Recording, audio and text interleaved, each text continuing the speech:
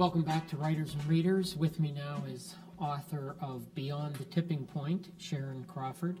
Now, Sharon, you are also an editor, not just an author. You also edit other people's manuscripts. When you're editing, what do you look for when the work first arrives on your desk? I look to see if it is interesting, first of all. I look to see if it's somewhat coherent. If it's all over the place and really in bad shape, I like the writer to have another go at it. I also look for, and this is something I find a lot in fiction, is in novels, is authors can't seem to, a lot of them can't seem to keep their point of view straight. Now in novels you can use different points of view.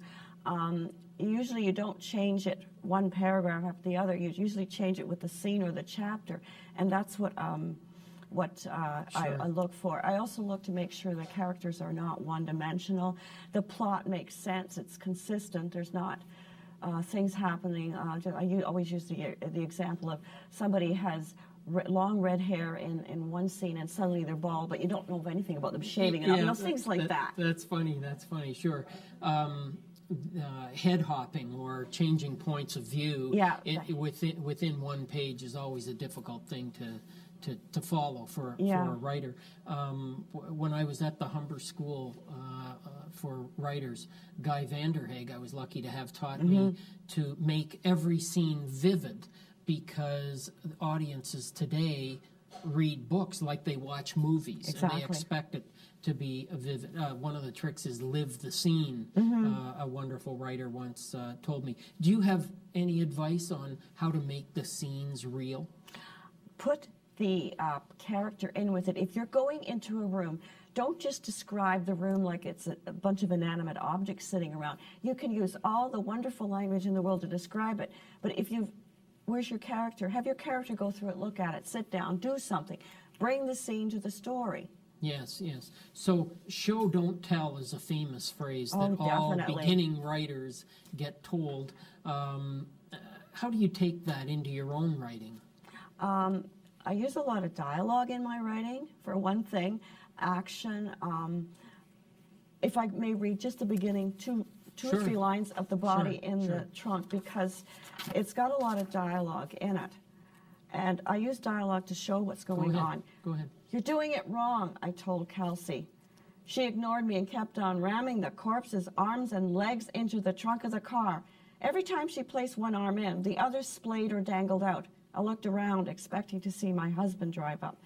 Of course, Ken would get the wrong idea. He's a cop, after all. Kelsey kept shoving and muttering, should have tied her up. Get in there. Is that a car coming? I jerked my head around. Nothing. Help. So the dialogue drives forward the plot. Yeah.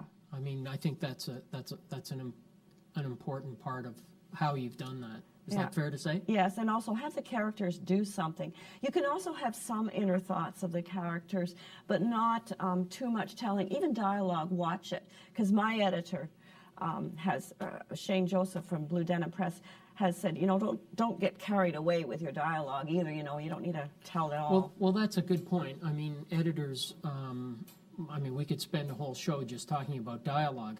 but in general, what do you look for in dialogue when you get a manuscript? What do you tell your writers?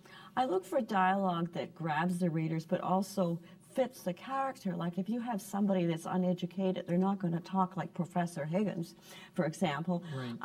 The dialogue has to fit the character. And also it has to fit, you know, what's going on in the scene. If somebody's angry, show in their dialogue that they're angry. If they're scared, show it in their dialogue. If a dog coming at you, you don't say, oh, that dog, I think that dog's going to bite me. No, get that dog away, help, and you run. Yeah, you know? yeah. So dialogue, you know, it's often talked about that dialogue is there to show emotion, not to tell narrative. It does both, actually. It moves the plot along, but shows you a lot about the characters, their emotions, and what, you know, I don't know, it's one of the core things for your characters is their dialogue. Sure, sure. So we need some tips on character. How do you build an interesting character? In Beyond the Tipping Point, do you start with real people and go from there, or are they imaginary and then you build them from there? How do you do it? It's a little bit of both. I'm going to take Detective Sergeant Fielding, who's the nemesis for the twins.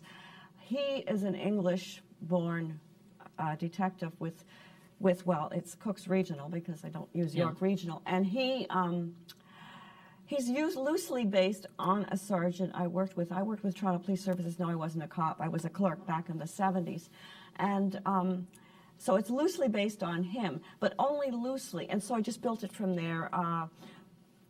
The detective I knew didn't get migraines, but the one in the story, the stuff like that, you build from it. Other times, like the twins were just out of my head. Maybe Dana, the female one, is a little bit like me, except she drives a car. I don't drive. But, there's some similarities, but there's a lot of differences. But I build on them, whether they're imaginary or not. And one thing I always insist on, not just for me, but for other writers that when I teach, is that they give their writers a tag. And I'm going to use a very cliche one, so don't take this one to use, but somebody who is nervous, they're going to pace around the room and jangle the keys in their pocket. Right. And that shows, when they start doing something like that, it shows, okay, something's making them nervous. So next time you hear the keys, that's the guy. Or it's like the guy with a limp or a wooden leg. Yeah, something like that. You give them a tag so that the reader can identify with them. Yeah. Henry James, author of Turn of the Screw and lots of other classics, The Golden Bowl, The Ambassadors, once said that what is plot but character in motion? Mm-hmm. So I'd ask you, when it comes to story, how do you develop that? To develop what? The character? The story itself. The story itself? Plot, yeah. It's plot and character. For a mystery, there's a certain amount of formula. If it's a murder, it helps if you have some idea who's going to do it. Although I know some authors right now they don't know until the end who the murderer is. But you build it up. But the character, how they react, what they do, it's what's in them, what they are as a character. So you've got the plot and character sort of running along side by side, one feeding into the other. Right.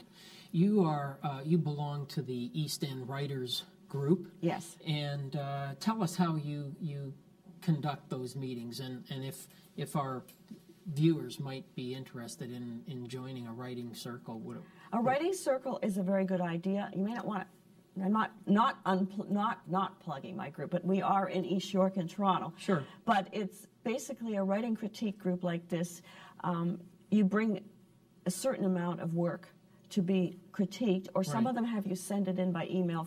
Earlier, we work on 10 minutes, up to 10 minutes of reading, because everybody can get a chance to read and be critiqued. Thank you for coming in today, Sharon. Sorry to cut you off, but we're out of time. Thank you very much. Thank you for having me here. That's it for Writers and Readers.